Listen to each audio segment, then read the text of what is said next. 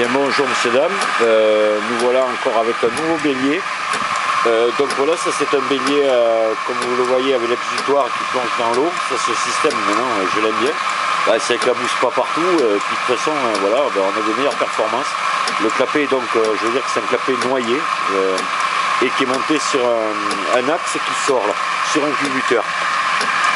Ce que j'ai fait, ce que j'ai tenté là, c'était un peu risqué de ne pas faire d'étanchéité sur l'arbre, sur l'axe, au niveau des culbuteurs, et donc ça fuit. Voilà, on le voit, il y a une fuite. Je l'ai fait exprès, c'est parce que sur un autre bélier, j'avais remarqué quand j'avais une fuite comme ça à l'axe, et ça ne me donnait pas un mauvais rendement de la machine, et par contre ça me faisait rentrer de l'air dans la cloche. Donc ça agissait exactement comme un reniflard. L'avantage qu'il y a là par rapport au reniflard, c'est que ça ne peut pas se boucher vu que l'axe est tout le temps en mouvement. Et bien, les impuretés peuvent pas venir boucher, c'est auto-nettoyant. Donc l'air, il rentre bien dans la cloche. Bon, l'eau là est pas très propre, ça fait longtemps que je ne l'ai pas changé, mais on voit des bulles d'air qui rentrent de temps en temps, même parfois pas mal. Et donc voilà, ça fonctionne. Alors bien sûr, c'est au détriment du rendement de la machine. Cette eau qui s'écoule là à l'axe,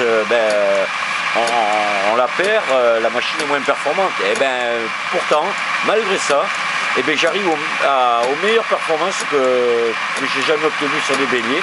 C'est-à-dire, comme le précédent, je fais du 2 litres minute avec 1,10 m de chute et 6,50 m de refoulement. Voilà.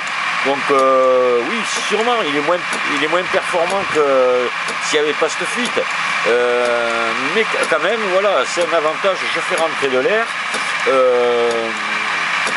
Ça paraît correct. Maintenant, il faudrait voir au bout de quelques heures ce qui se passe. Est-ce que la cloche ne va pas se vider complètement et le bélier s'arrêter? Je ne pense pas. Parce que ce genre d'expérience, je l'ai déjà tenté. Mais le bélier ne s'arrête pas, il expulse l'air par le refoulement. Et hop, le bélier redémarre, ne s'arrête pas, il continue à fonctionner. Voilà, donc ça, j'ai assez confiance en ça.